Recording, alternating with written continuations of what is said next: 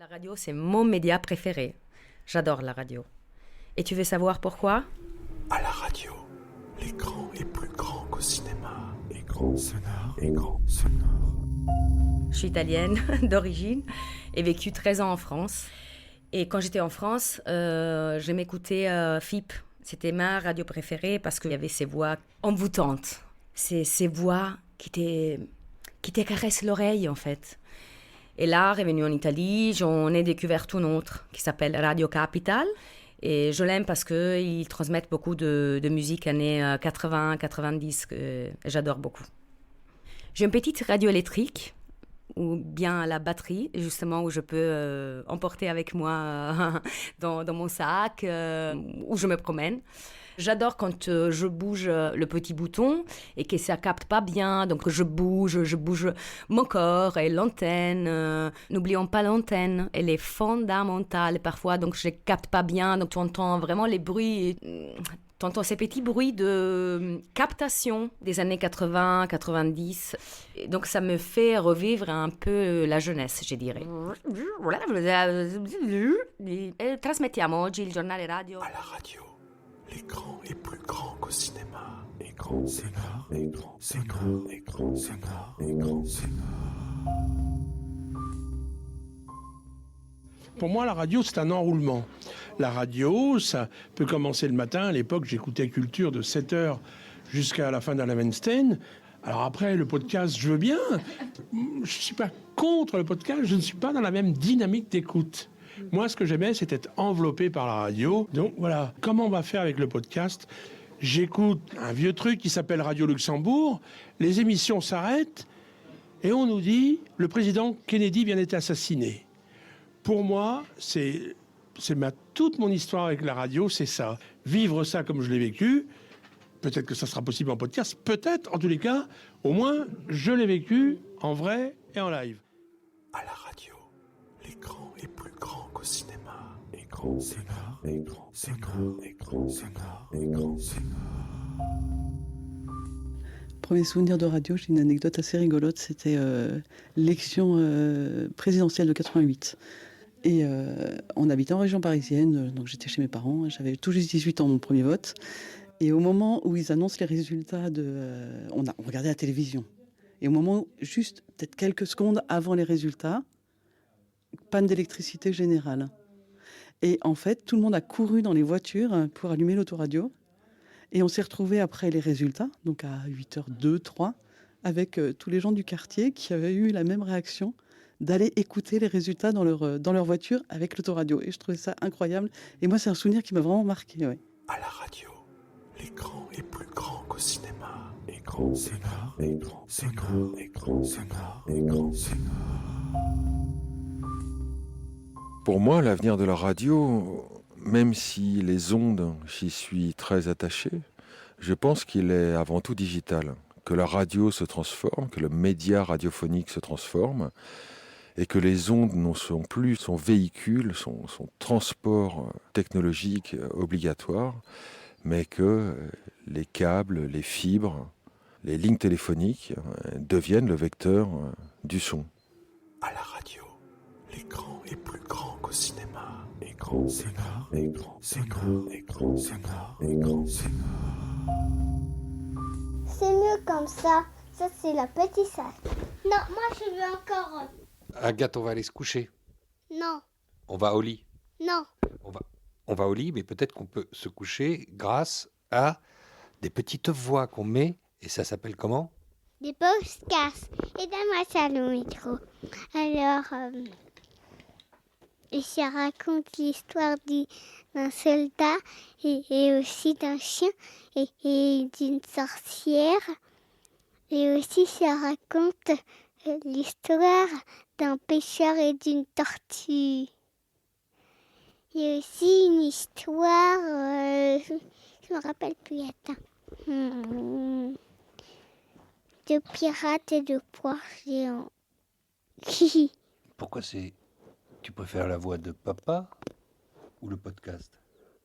Je pense la voix de papa. Ah, ouf. À la radio, l'écran est plus grand qu'au cinéma. Écran sonore, écran sonore.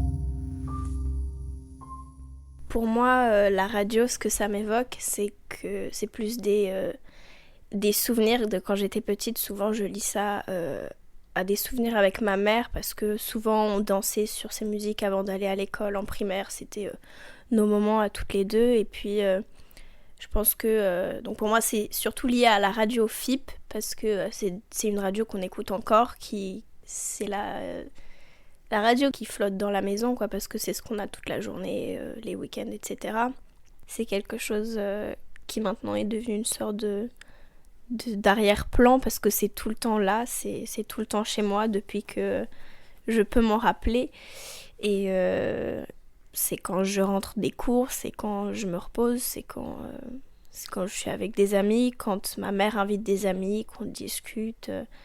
Quand je me lève le matin et que je me prépare du café, je pense que ça fait partie de mon chez-moi. Je pense que ça décore un peu ma maison aussi parce que je sais que ça ferait très bizarre, en tout cas pour moi, de ne pas avoir FIP à la maison.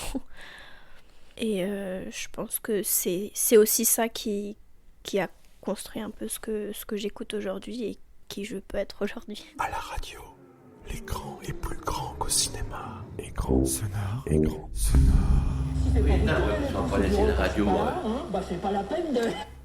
On va pas laisser la radio en fond sonore. J'arrive le matin, ici dans la ferme. Premier geste, j'allume la lampe quand il fait nuit et j'allume la radio. Quand je suis dans mon atelier, j'ai la radio.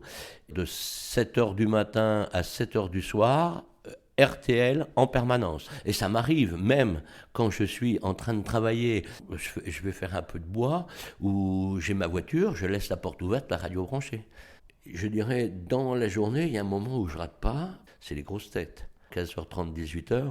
Soit je travaille dans l'atelier, donc j'écoute, soit je suis dans l'auto, j'écoute. Et si jamais je suis à proximité de la cuisine, je rentre pour écouter la radio, pour écouter les grosses têtes. Et si jamais... Je dis bien, c'est presque compulsif. Hein. Si jamais il y a une question qui me plaît et que j'ai la réponse et que j'entends les grosses têtes qui cherchent et qui ne trouvent pas, je m'arrête presque pour leur souffler. À la radio, l'écran est plus grand qu'au cinéma. Écran sonore, écran sonore. Je travaille dans les vignes, donc je remonte les rangs. Là, en ce moment, c'est l'hiver, donc on tire les bois. Après qu'ils aient été coupés, on les tire, on les enlève. Puis on remonte les rangs, puis j'écoute des podcasts. Ça fait beaucoup passer le temps. Du coup, j'ai l'impression de travailler, de libérer mon énergie par le travail parce que c'est un travail physique et en même temps de réfléchir à des choses. Un podcast que j'ai écouté au printemps, quand je travaillais sur les travaux de printemps dans les vignes, qui s'appelle Les Chemins du Désir sur Arte Radio. Celui-là, je l'ai dévoré. J'ai écouté, je sais plus, il est en 4 chapitres ou je sais plus. Et j'étais complètement déconnectée de ce qui se passait à l'extérieur. Et c'était super sur la question du désir. Ça me parlait tout simplement, je faisais des liens, ça m'ouvrait des réflexions pour moi. Je me suis rendu compte qu'on peut surconsommer du podcast et en consommer, ne rien se rappeler de ce qu'on... comme dans la lecture. Et puis de temps en temps, on en écoute un qui va vraiment nous marquer et pour lequel on va être complètement absorbé. Et c'est fou cette intimité qui peut être délivrée à la radio. À la radio, l'écran est plus grand qu'au cinéma. Écran sonore, écran sonore, écran sonore, écran sonore. Ce qui me vient en tête quand on me dit radio, c'est 2 choses complètement différentes. D'abord, il y a la radio, la vieille radio, le post-radio, qui est associé dans l'imaginaire collectif au grésillement, aux vieilles émissions.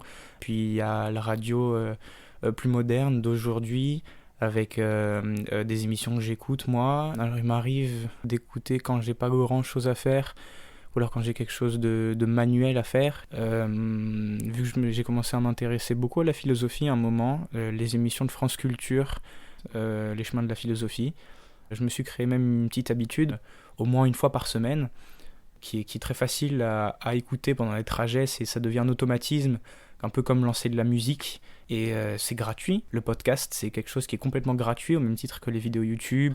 C'est pour ça qu'à mon avis, ça marche. Les gens en ont peut-être marre de toute cette abondance de stimuli qu'on appelle leur attention avec les images, et peut-être que la radio prend de plus en plus de place dans ma vie, mais me laisse de plus en plus d'espace pour la vivre. Et du coup, c'est cette espèce de parallèle que je trouve intéressant et super. Écran sonore, écran sonore. partie vivre à l'étranger, j'étais vivre en Inde. Et je me suis intéressée aux émissions de contenu, aux reportages, aux documentaires. Et j'ai commencé à podcaster les émissions de Radio France, donc de France Culture et France Inter, les ACR, les ateliers de création radiophonique. Et alors ça m'a complètement chamboulée, quoi. C'est-à-dire que j'avais aucune culture radiophonique. C'est quand même très expérimental en radio. Et alors là, ça a été des voyages. Alors là, j'étais dans ma petite chambre en Inde. Ma chambre n'était pas vraiment fermée, il y avait des moustiquaires, donc j'entendais complètement la nature d'une forêt tropicale. J'avais le casque et j'écoutais donc les ACR et j'avais l'impression de voyager, Je me souviens d'une, par exemple, où c'était des chasseurs de tonnerre et aussi des témoignages de gens qui s'étaient fait toucher par la foudre. Et ça avait changé leur vie. Alors ça m'avait vraiment... Et je me souviens, j'ai aimé tellement cette émission que j'avais écrit une lettre à la personne qui faisait l'émission. Je crois que c'était Philippe Langlois. J'ai jamais réussi à lui envoyer. À la radio, l'écran est plus grand qu'au cinéma. Écran sonore, écran sonore. Dès que je suis dans un endroit où je travaille, où je peux écouter la radio en même temps, en fromagerie ou dans la maison, j'écoute principalement France Inter comme radio. Après, je zappe en fonction des émissions, parce qu'à force, le fromage, c'est tous les jours aux mêmes horaires, donc on connaît les programmes, quoi. Donc je zappe avec France Culture à 11h, parce que ça me plaît plus. Il y a une époque où, en fromagerie, on faisait la vaisselle à la main. Les moules, les seaux, les bassines, le matériel de traite, il y a tout. C'est très long, ça prenait 2 heures, et en fait, j'ai remarqué qu'au bout d'un moment, j'écoute plus la radio que je fais la vaisselle. Comment il s'appelle ? Sur les épaules de Darwin. C'est particulièrement cette émission qui me faisait ralentir mon rythme, parce que quand on tape les bidons, ça fait du bruit tout le temps, du coup on rate des morceaux, et puis c'est une émission qui demande un peu d'attention quand même, quoi. Mais c'était vachement plus agréable de faire la vaisselle avec la radio. Bonjour, excusez-moi, je fais une enquête radio sur les pratiques radiophoniques des gens. Et je me suis dit que dans une laverie, on avait du temps à perdre pour répondre à 2-3 questions peut-être. C'est bien choisi, hein ? Oui, c'est vrai. Mais je voulais savoir, vous écoutez la radio ou pas ? Mais vous êtes qui ? À la radio, l'écran est plus grand qu'au cinéma. Écran sonore, écran sonore, écran sonore, écran sonore. Ah non plus, j'écoute la radio. J'écoute même que la radio parce que j'ai pas la télé. C'est bien ça ? Mais oui, moi ça me convient très bien. Et j'écoute France Inter et France Culture. Qu'est-ce que vous écoutez comme émission ? Les documentaires, principalement, que j'écoute en podcast. C'est même une écoute familiale, voilà. C'est-à-dire ? C'est-à-dire avec ma fille, on a des petites habitudes d'écoute en déjeunant ou en dînant, des petits plaisirs comme ça qu'on partage. Et puis on commente les petits reportages, les documentaires. Je pense que c'est le fait de ne pas avoir la télé. Du coup, on reporte notre attention sur un autre média et j'aime beaucoup le fait qu'il n'y ait pas d'image parce que je trouve que c'est une porte ouverte sur l'imaginaire. On a une réceptivité différente. Est-ce que vous avez un adjectif pour décrire la radio ? C'est une ouverture, une fenêtre. Mais c'est pas un adjectif, c'est plutôt un nom, un mot. Est-ce que vous pensez que la radio va disparaître ? Ah non, je pense pas, non. L'écran est plus grand qu'au cinéma. Écran sonore, écran sonore. Gilles Davidas, qu'est-ce que tu as publié sur Facebook aujourd'hui venant de Chris ? Chris faisait une émission qui s'appelait Portrait sensible. Elle se promenait un peu partout en France. Elle menait des entretiens. Donc voilà. En lisant ce passage-là, j'ai eu envie de le transmettre, de le donner à l'humanité. Et Gilles, je te file le micro, tu sors l'extrait et tu le lis. Un jour, j'ai dit à un ami physicien que les gens de radio étaient comme des éphémères qui ne volent qu'un jour et disparaissent. C'est faux, m'a-t-il répondu. Tout ce qui existe est détruit par le temps. Les monuments les plus beaux, les livres, la planète elle-même disparaîtra. Mais vous, les voix de radio, vous êtes éternels. Vos paroles, emportées par les ondes hertziennes, voyageront dans l'univers aussi longtemps qu'il existera. Un instant, j'imaginais un auditeur scrutant le ciel dans l'espoir d'y apercevoir quelques vocalises de son animatrice, veillant sur lui comme un ange. En ce moment précis, nous ne sommes pas dans un studio, mais nous sommes en mer et nous nous dirigeons vers l'île de Porquerolles, qui qui reviendra comme un refrain dans cette émission. Qui reviendra comme un refrain dans cette émission. Comme reviendra sans doute aussi le désir de vivre au mieux avec les ingrédients qui nous font qui nous sommes. Et sur ce bateau, de ma vie, auditeur, je me sens bien. À la radio, l'écran est plus grand qu'au cinéma. Écran sonore, écran sonore, écran sonore, écran sonore.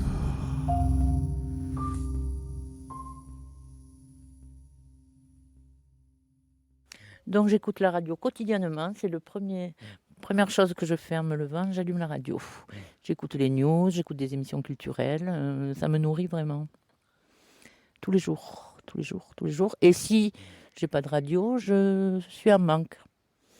Vraiment. À la radio, l'écran est plus grand qu'au cinéma. Écran sonore, écran sonore, écran sonore, écran sonore.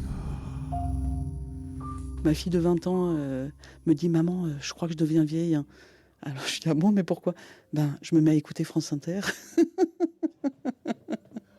Alors elle écoute, mais c'est podcast. Elle podcast plus. C'est une façon différente d'écouter. Mais voilà, je trouvais ça très rigolo. À la radio, l'écran est plus grand qu'au cinéma. Écran sonore, écran sonore, écran sonore, écran sonore. En 1990, j'étais parti faire un reportage à New York sans matériel d'enregistrement. Une fois arrivé à New York, j'ai été chez Sam H, une boutique spécialisée dans le son, et j'ai acheté un DAT Sony, un TCD D10, alors que le numérique ne s'était pas encore imposé comme un standard. J'ai mis le casque sur mes oreilles, j'ai branché le micro de ce DAT, et j'ai découvert le monde comme je ne l'avais jamais entendu. C'était formidable, extraordinaire. C'est comme si j'avais augmenté mon 5e sens ou découvert un 6e. C'était magique, ça m'a fasciné. Et ça m'a porté pendant tout le reste de ma vie, jusqu'à présent. L'écran est plus grand qu'au cinéma. Écran sonore, écran sonore, écran sonore, écran sonore. Alors ma pratique de la radio, elle est assez foutraque en fait. Parce que j'écoute la radio en voiture, ou je l'écoute plus du tout, puis j'y reviens. Alors maintenant il y a le podcast, alors ça aussi, je pioche à droite, à gauche. En fait ce qui me fait marrer, c'est que j'ai l'impression qu'on réinvente l'eau chaude et que la dramatique radiophonique revient en force, c'est vachement bien. Alors qu'on croyait que c'était un genre un peu désuet, qui commençait à se casser la figure du côté du polar. Et là, c'est assez génial de voir que le polar arrive dans toutes les oreilles et j'en suis ravi. À la radio, l'écran est plus grand qu'au cinéma. Écran sonore, écran sonore, écran sonore, écran sonore. Quant à l'avenir de la radio, alors ça c'est... Je pense qu'il va falloir changer de mot d'ailleurs. Est-ce que c'est encore la radio ? Parce que la radio c'était des ondes, c'était du direct, c'était impalpable, on ne pouvait pas le stocker. Est-ce que le mot radio, propagation des ondes, est encore approprié ? Moi je ne crois pas. Donc il va falloir trouver un autre nom, puisque tout ça va devenir numérique évidemment. Alors qu'est-ce qu'on pourrait trouver comme nouveau nom pour remplacer le mot transmission des ondes ? À la radio, l'écran est plus grand qu'au cinéma. Écran sonore, écran sonore, écran sonore, écran sonore. Bonjour. C'est pas pour prendre le taxi, c'est pour savoir si je peux vous embêter 2 minutes. Pourquoi vous m'embêtez ? Je cherche à faire une petite enquête sur les pratiques radio des gens. Je me dis que dans votre taxi, vous devez écouter la radio du coup. Oui, j'écoute la radio, mais c'est plutôt Radio Caraïbe, hein, c'est pas... C'est Radio Caraïbe ? Ah oui, juste parfois, ici, j'écoutais France Info quand il y a vraiment des événements. Déjà, moi, je suis haïtien. Et quand il y avait des trucs en Haïti, les ouragans, les tremblements de terre, donc ça se passe sur la radio. Surtout en ce moment-là, il y a des événements politiques. J'écoute ça souvent, tous les jours. Ça, j'ai branché presque 24 sur 24. Donc il y a tout, il y a politique, il y a aussi chansons dominicales, donc il y a pas mal de choses quoi. Donc voilà. J'espère que ça te fait plaisir alors. Eh ben ouais, écoute, continue à écouter la radio. Ok, merci. Okay. Salut, bonne journée. Merci. À la radio, l'écran est plus grand qu'au cinéma. Écran, sonore, écran, sonore, écran, sonore, écran, sonore. J'écoute la radio de manière laborieuse. J'écoute la radio en travaillant. Et toujours les mêmes stations, des stations musicales sans réclame. Des stations musicales sans réclame. Pas trop fort pour que je puisse me concentrer sur ce que j'ai besoin de faire. Et puis à assez haute dose, tous les jours, plusieurs heures. À la radio, l'écran est plus grand qu'au cinéma. Écran, sonore, écran, sonore, écran, sonore, écran, sonore.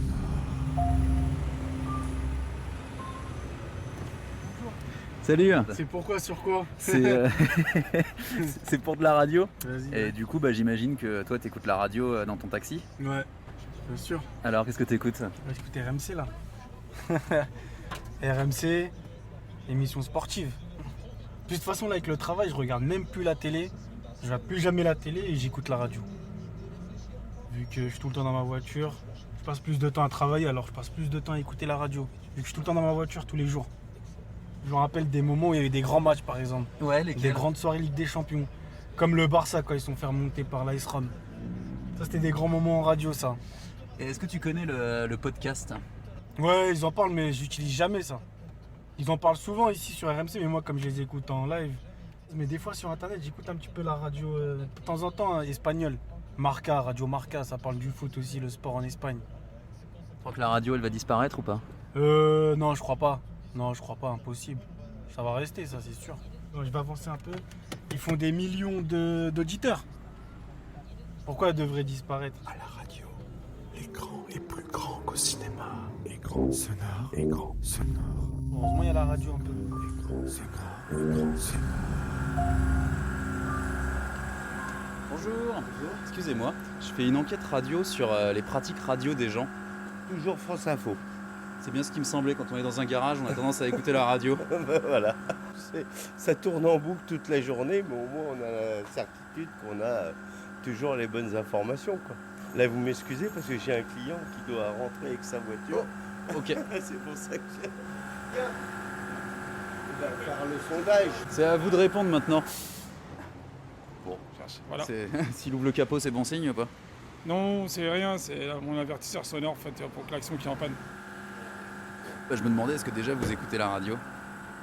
Oh, un peu de tout, mais jamais les infos. Ça m'intéresse pas, c'est surtout les radios internet pour la Funky des années 80. Par application, directement. C'était bien le 31 décembre, parce qu'il y a la radio Funky qui était là sur ma tablette. Elle a commencé à 18h, et elle a fini à 4h30 du matin, voire 5h, non-stop, enchaînée. Pendant plus de 6 heures. Aucune radio fait ça. Aucune. C'est bien d'Allemagne. Radio unique. Ah bah c'est bon, il remarche l'avertisseur. Non, je sais pas ce qu'il avait, mais il déconne. À la radio, l'écran est plus grand qu'au cinéma. Bonjour. Je viens vous embêter. Oui. Je fais une enquête radio sur les pratiques radio. Et je me suis dit que ça serait rigolo d'avoir votre avis vu que vous vendiez des prothèses auditives. Bah, qu'est-ce qu'on... Là, vous nous enregistrez déjà? Ah bah là c'est parti. Hein. C'est pas vrai. Ah mais si. À la radio, l'écran est plus grand qu'au cinéma. Écran, sonore, écran, sonore, écran, sonore, écran, sonore. C'est très rapide, je voulais savoir. Vous écoutez la radio? Bah oui, moi j'écoute la radio. Ouais. Oui. Vous préférez la télé ou vous préférez la radio? Ah, moi je regarde plus la télé depuis des années. J'ai pas le temps et puis il n'y a rien qui m'intéresse à la télé. Maintenant, avec les technologies, on peut tout avoir, c'est vrai, mais ma voiture, elle est calée sur RTL Inter, donc du coup, je change plus. Oui. Vous avez un poste de radio chez vous? J'ai Alexa qui me donne n'importe quelle radio, donc oui. Je sors de la voiture, ça m'arrive de venir chez moi tout de suite demander pour entendre. Pour entendre la suite. Donc vous utilisez une enceinte connectée? Oui, c'est ça. Qu'est-ce que vous dites alors à votre enceinte? Bah, je dis Alexa, mais RTL. Sur ce ton-là? Enfin, je sais pas, on dit Alexa, oui, qu'est-ce qu'elle répond quelque chose. Et ça marche? Ouais, et elle allume même la télé chez moi. Là. Il faudrait juste allumer la radio, c'est mieux. L'écran est plus grand qu'au cinéma. Écran, sonore, écran, sonore, écran, sonore, écran, sonore. Mon meilleur souvenir radiophonique, je devais avoir 13 ans ou à peu près. C'est Les Nocturnes de Georges Lang, l'émission rock de RTL. Et c'est là que je me suis prise de passion pour la guitare électrique. En écoutant Hendrix, All Along the Watchtower, Clapton. Et j'écoutais ça en planquette sous les draps chez mes parents parce qu'évidemment, je n'avais pas le droit de veiller tard le soir. Et ça a duré très longtemps. À la radio, l'écran est plus grand qu'au cinéma. Écran sonore, écran sonore, écran sonore, écran sonore. J'étais en Allemagne, j'avais 16 ans, c'était mon anniversaire, je connaissais quasi personne et j'ai eu un appel radio pour me souhaiter mon anniversaire. C'était des gens qui s'étaient mobilisés pour ça, c'était super rigolo, c'est un bon souvenir. Parce que c'était sur les ondes, parce que c'était dans une autre langue, parce que c'était... voilà. Et on m'a dédié un morceau des Stones. C'était vraiment... À la radio, l'écran est plus grand qu'au cinéma.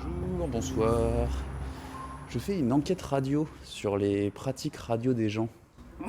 Est-ce que vous écoutez la radio déjà ? En voiture, mais pas vraiment. Maintenant, vu que j'ai mes musiques, j'ai mes préférences, donc je vais forcément écouter mes musiques de mon téléphone, que écouter la radio qui va avoir des musiques, par exemple des musiques aléatoires, donc des musiques que j'écoute pas du tout. Après, c'est parfois aussi intéressant dans le sens où il y a les informations, ou par exemple quand je suis sur la route, on peut savoir au niveau du trafic, mais sinon c'est pas vraiment le truc. Souvent, les musiques qui sont proposées, c'est pas trop mon style de musique que j'aime écouter, donc je préfère mettre ma playlist, quoi. C'est quoi votre style de musique ? J'écoute de tout, mais en fait, j'écoute vraiment de tout. Par exemple, en ce moment, on va dire, il y a les musiques un peu coréennes et tout, qui sont tendance, ou comme des musiques, par exemple, de mon ethnie qui est en Afrique, quoi, des musiques africaines. Donc, j'écoute un peu de tout. Et donc, du coup, il y a des musiques d'aujourd'hui où c'est pas du tout mon style, et des musiques, par exemple, que j'aime écouter. Et s'il y avait un mot, un adjectif pour décrire la radio, ça serait quoi, du coup ?